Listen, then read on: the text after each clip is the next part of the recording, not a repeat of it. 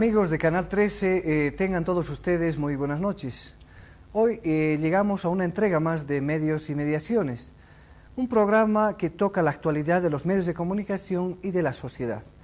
Esta noche tenemos el grato placer de contar con la presencia de Álvaro García Linera. Él es docente en la Universidad Mayor de San Andrés y en el posgrado CIDES. Él desarrolla sus actividades en la carrera de Sociología y también en la carrera de Comunicación. Dentro de su amplia bibliografía podemos destacar los últimos libros que están titulados El fantasma insomne y el de reciente publicación Proletarización, nueva clase obrera y desarrollo del capital industrial en Bolivia. Álvaro, un placer de tenerte en Canal 13 y muchas gracias por aceptar esta invitación.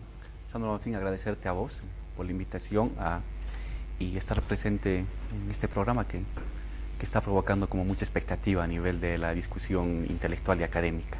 Muchas gracias por tus conceptos, Álvaro. Y precisamente el tema que hemos elegido para un poco intercambiar ideas está referido a lo que significa clase y dominación social. Ustedes recordarán, el grupo de Álvaro García Linera está cada mes en la Alianza Francesa exponiendo temas precisamente vinculados sobre la obra de Pierre Bourdieu, y esta noche tocaremos el tema clase y dominación simbólica. Álvaro, un poco para entrar en contexto, para entrar en tema, me gustaría que podamos definir cómo se están configurando las clases sociales en la sociedad actual, con la globalización, con los nuevos cambios que están produciéndose. Mira, aquí yo haría una lectura un poco mezclando las propuestas que te hace Bourdieu con las clásicas definiciones que teníamos respecto a lo que significa clase en la sociedad moderna, ¿no? Cuando uno habla de clase, tiene que, ante todo, preguntarse ¿qué diferencias hay entre las personas? Digamos, ¿qué diferencia puede haber entre vos y yo, o entre un telespectador y mi persona? Puede ser unas diferencias en el apellido, puede ser una diferencia en la altura, puede ser una diferencia en el conocimiento, puede ser una diferencia en la propiedad de una casa o en nuestra cuenta bancaria. Hay múltiples diferencias, unas económicas, unas culturales, unas lingüísticas, unas biológicas, ¿no? Y el concepto de clase lo que te permite visualizar es cuáles son las diferencias sociales más importantes. ¿Serán las diferencias biológicas las más importantes? Y te dice, no son tan importantes. ¿Serán las diferencias de apellido las más importantes que separan a las personas o que las agrupan? Puede ser, ¿no? En ciertas sociedades un apellido cuenta mucho, pero habrá que ver si es más importante que la diferencia económica. La diferencia económica medida en términos de tu remuneración, de tus propiedades, de tus cuentas bancarias, de tus ingresos anuales. Esa sería, digamos, una diferencia económica. Pero también hay otro tipo de diferencias, las diferencias culturales, un saber, un conocimiento, el haber pasado por la escuela, el haber pasado por la universidad o un posgrado, también separan, establecen distancias entre las personas. Entonces, cuando uno habla de clase, está hablando de eso, está hablando de las distancias sociales, de las distancias sociales más importantes.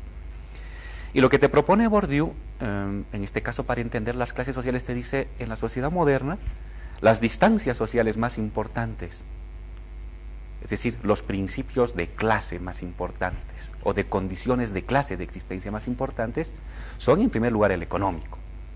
Si eres asalariado, o si eres dueño de una empresa, si recibes un monto de remuneración de $5.000 al año, o de 20.000 o de 1.000, esa es una diferencia muy importante y separa a las personas, crea distinciones, separaciones colectivas. Pero te dice, bueno, eso ya se lo estudió desde el siglo pasado. El concepto de clase social fundado en el hecho económico es un concepto muy viejo. Y lo retoma Bourdieu, pero te propone incorporar otros elementos que son muy importantes en la sociedad contemporánea. El cultural sería uno de esos. Una persona se diferencia de otras y toma un punto de vista, ocupa un lugar social por el grado de conocimiento que puede tener. Si ha pasado por la universidad, ser una persona que tiene va a llamarle el capital cultural muy importante. que puede complementar e incluso a veces suplir la ausencia de capital económico. O a la inversa, la carencia de capital cultural de un título de posgrado, de universidad o de escolaridad, desvaloriza tu propio capital económico, tus propios recursos, ¿no? Pero además hay otro elemento, aparte de la cultura, del conocimiento, del saber legítimo que uno puede ir acumulando y guardando, que es el de los lazos, los vínculos sociales. Especialmente en Bolivia es muy importante, ¿no? Porque vemos aquí a personas que sin poseer sin tener una herencia económica muy importante, sin haber pasado por estudios de posgrado de universidad, mediante un vínculo de compadrazgo, de compañerismo, por el casamiento de la amiga o de la esposa o de la hermana con algún miembro del partido o del gobierno, logra acceder a un puesto de gobierno, un ministerio, y desde el ministerio logra un préstamo, unas concesiones, y a los 3, 4 años tú lo tienes como una persona millonaria, ¿no? Los lazos sociales sería otro tipo de capital que estructura las clases sociales. Los vínculos las redes sociales que uno moviliza, ya sean de clases populares o de clases altas, y que te permiten obtener un puesto en un mercado, o obtener un puesto en la universidad, o obtener un puesto en un ministerio, o acceder a una concesión gubernamental, es un elemento muy importante para decir, bueno, cómo se están estructurando las clases sociales en la sociedad moderna. Y por último, el cuarto elemento para estudiar las clases sociales es lo que Bourdieu denomina la honorabilidad, ¿no? La capacidad de hacer creer y hacer pasar como legítimo lo que uno dice, lo que uno hace, ¿no? Por ejemplo, podemos estar en la tele y viene el doctorado en Harvard. Simplemente ese hecho de que mencionemos de que haya sido doctorado en Harvard lo coloca frente al televidente como una persona que lo que diga vale, importa. Ese es el capital simbólico. O, digamos, invitamos al señor ministro. Seguramente el señor ministro puede verse una persona que se quedó en el cuarto medio de la escuela y por sus redes sociales llegó al ministerio. Pero basta con que digamos que es el señor ministro para que su palabra adquiera un peso de legitimidad ante el telespectador. Ese sería el capital simbólico, la capacidad de volver legítimo lo que decimos, lo que hacemos, lo que proponemos. Entonces tenemos 4 elementos: lo económico, lo cultural, lo social y lo simbólico, como componentes imprescindibles para estudiar a las clases sociales. Álvaro, en ese sentido, tú nos muestras, digamos, esas diferenciaciones dentro de una misma consigna de qué es la clase social. Nuestro país, que es multiétnico, multicultural, ¿cuál sería, a tu criterio, la diferencia entre cultura, identidad y clases sociales? Sí, aquí en Bolivia, yo una vez te comenté eso, siento que ha habido una escisión muy fuerte en el tratamiento de la clase y la etnicidad. Por una parte, los estudios clásicos sobre clase social, puedo citarte, digamos, a Lora, o lo que uno aprende en la universidad, lo que le enseña en sus primeros cursos, o el de mismo J.M. de la Cueva, un bonito trabajo de los años 80, o recientemente de una persona de comunicación social, si no me equivoco, que se llama Los Nuevos Dueños de Bolivia, de un señor Echazú, que trabaja en la clase. Han definido el concepto de clase básicamente en términos económicos, de la propiedad. ¿Eres dueño de qué? Entonces ya perteneces a una clase social.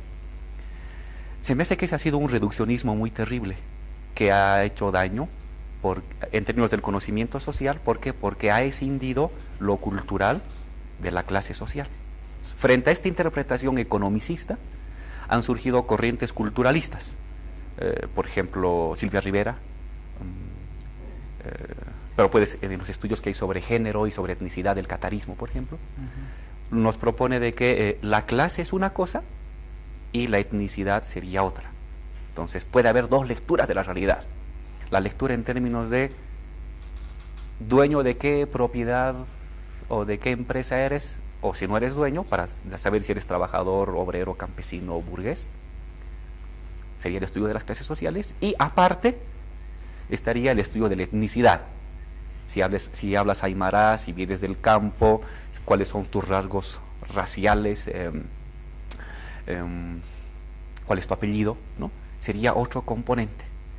Entonces, en Bolivia, desde los años 60 hasta ahora, se ha propuesto estas dos vías, o el estudio de clase, considerada como un hecho económico, o el estudio étnico, considerada como un hecho cultural. Yo siento que esa es una falsa decisión,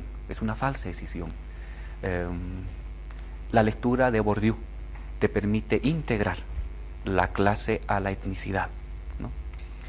Si hemos dicho de que, recuperando estos conceptos, de que una clase social se define por la suma de tu capital económico, de tu capital cultural, de tu capital social y de tu capital simbólico, la etnicidad puede ser entendida como un nuevo tipo de capital, como un nuevo tipo de bien en torno al cual se crea un mercado y mediante el cual las personas crean posiciones, ubicaciones, distancias, distinciones. La propuesta que estamos haciendo es de que hay que entender la etnicidad como parte del capital simbólico. El capital simbólico es la capacidad de hacer reconocer como legítimo una manera de ser, de hacer o de proponer. ¿Ese es un capital simbólico genuino? En la medida en que es una propuesta de verificación, mejor de legitimación de un signo, ese es siempre una construcción social, es una invención social. Lo que habría que preguntarse es por qué, por ejemplo, el color de piel, el apellido o la habilidad lingüística puede ser objeto de competencia, puede ser objeto de mercado. Y yo creo que esa es nuestra herencia colonial. Desde el momento en que las clases, los conquistadores acá, portadores de una cultura muy distinta a la que prevalecía en este país, obtienen por el derecho de conquista, por el hecho de conquista, el derecho a tierras, a personas para el trabajo servil. El hecho cultural va a legitimar, no a producir, sino a legitimar estas diferencias. Yo creo que desde el momento de la conquista, la diferencia de apellido, la diferencia de lengua y las diferencias somáticas se convierten en signos que distinguen las posiciones objetivas de las clases sociales. Entonces, lo interesante es cómo es que, si bien el hecho fundamental de la división social en la colonia es un hecho de sangre, de guerra, de conquista, conquistadores y conquistados, posteriormente, sin necesidad de recordar ese hecho de guerra, ese hecho de sangre, ese hecho de dominación, la sola presencia del apellido, la sola presencia de un rasgo somatizado es el recordatorio simbólico de una posición de dominación.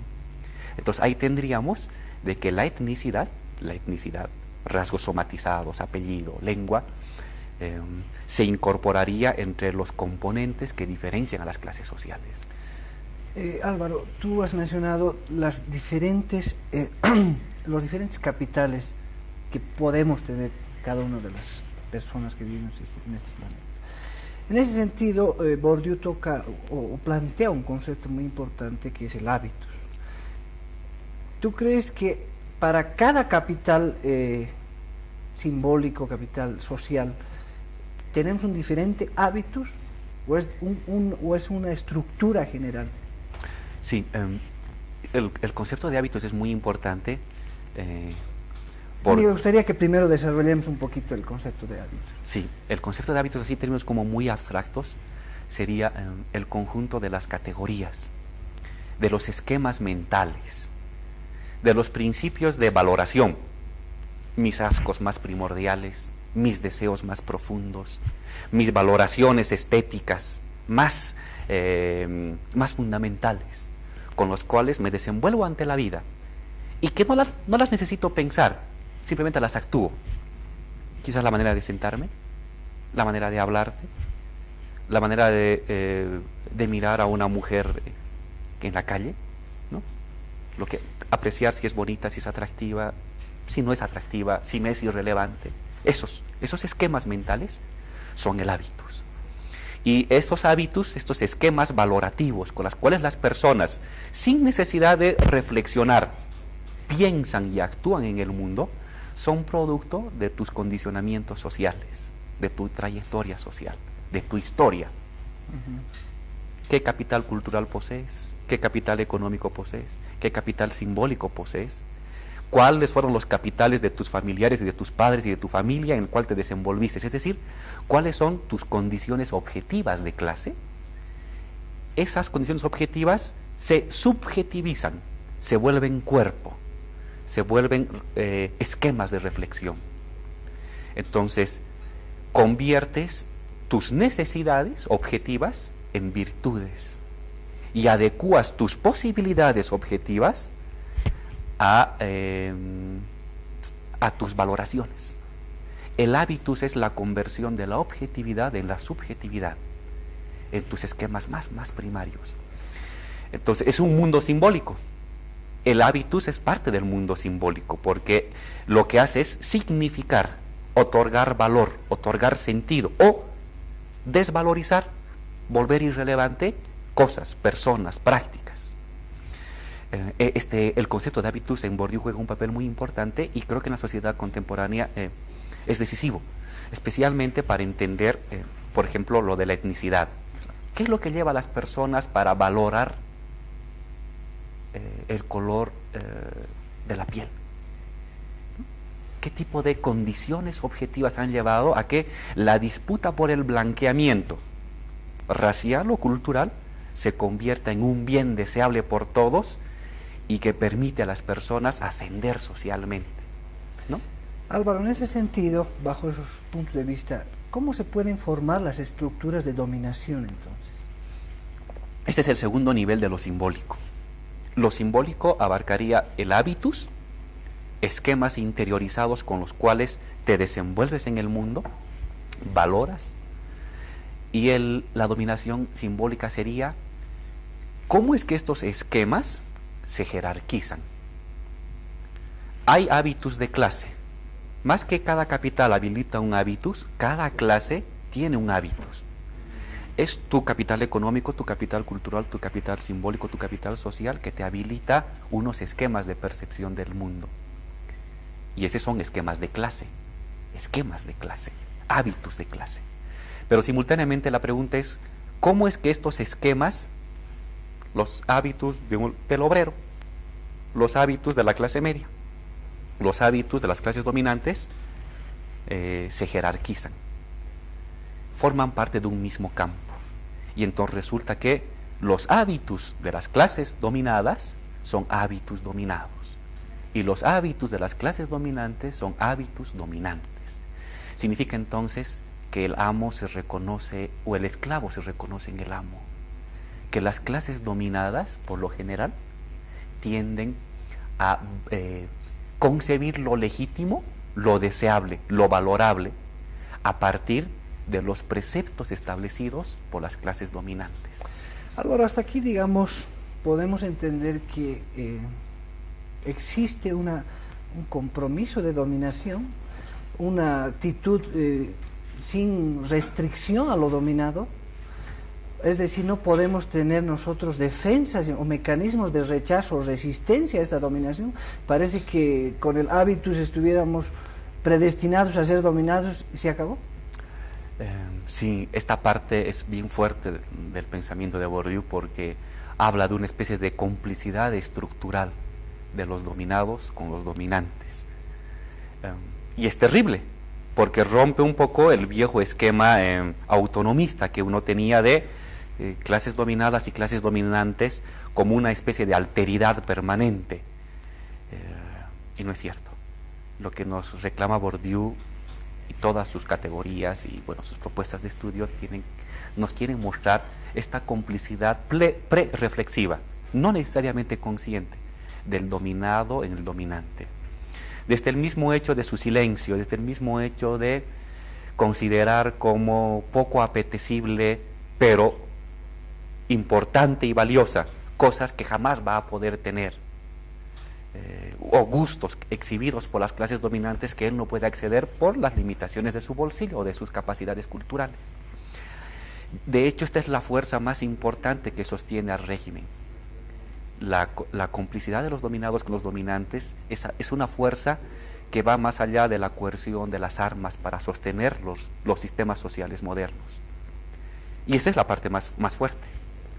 Pero simultáneamente Bourdieu no cierra la posibilidad de la ruptura, del quiebre, dado que las condiciones objetivas es un lugar de luchas, es decir, la posesión de un capital económico, de un capital cultural, de un capital simbólico, no es algo fijo, sino es una lucha permanente por acceder a más, o por no acceder y crear un nuevo capital, ¿no? Los hábitos llevan también incorporados estos esquemas de resistencia, de alteridad. Sí. Sobre esto, para acabar la idea. En la medida en que hay lucha en las posesiones, también hay lucha en los esquemas, hay resistencias, y por lo tanto hay posibilidad de nuevos esquemas de reflexión, de nuevos esquemas de valoración. Por lo general, estos nuevos esquemas de reflexión y de valoración están subordinados, están ocultados. Prevalecen los esquemas de la complicidad, de la aceptación, de la tolerancia con los dominantes. Pero están ahí abajo de ellos, es cuestión de rascar, es cuestión de gatillar, dice Bourdieu. Estos otros esquemas subalternos de alteridad, de resistencia, de autonomía, que aunque no sean los principales, están latentes. Y toda su propuesta de las luchas simbólicas radica justamente en cómo hacer destacar, este aspecto resistente, este aspecto no cómplice de los dominados con los dominantes para romper la relación de dominación. En ese sentido, Álvaro, todo este juego de dominación y de dominio están vinculados a un espacio social. El espacio social también está jugando un elemento importante, es decir, la dominación acá en una ciudad o en el campo o en otro espacio social. La idea de espacio social permite integrar distintos lugares geográficos y distintos grupos sociales en una misma trama. Puede ser el Ayllu altiplánico o el Ayllu de Norte Potosí. Yo te hago la pregunta esta porque el antropólogo Mark Augh empieza a desarrollar y analizar a la sociedad moderna, que él la llama sobremodernidad, en los espacios, es decir, en los no lugares, como elementos de liberación. Yo tengo así como una reticencia a esa manera fragmentada y posmoderna de entender la realidad. Es una manera, bueno, que ha sido producida por toda esta línea de los estudios culturales, de fragmentar la realidad y de regodearse sobre los pequeños detalles de mundos retaseados, que son interesantes para ser estudiados, porque uno dice, bueno, hay muchas cosas interesantes en cosas pequeñas, pero que deja de lado de que al fin y al cabo el mundo funciona como totalidad, y que la sociedad moderna y que la dominación es un hecho de totalidad, de totalización. De hecho, la dominación es una pelea por el sentido de la totalidad. Y cuando uno deja esa pelea y se dedica a las pequeñas minorías, por ejemplo, pueden dar resultado pues investigaciones etnográficas muy ricas, pero también muy cómplices del hecho de la dominación total. Entonces, yo rescato también la idea de espacio como lugar donde los pequeños fragmentos, cada cual como un mundo con su propia dinámica, pero simultáneamente como un mundo articulado, como un mundo complejizado y cuya presencia nos permite entender las relaciones de dominación. Reivindico el sentido hegeliano y sartreano de totalidad para desenmascarar, descubrir las relaciones de dominación y, si se puede, subvertir las relaciones de dominación. Álvaro, un poco ya entrando a la parte final, ¿cuál sería a tu juicio los espacios de liberación de la dominación? Yo creo que absolutamente en todos los lugares.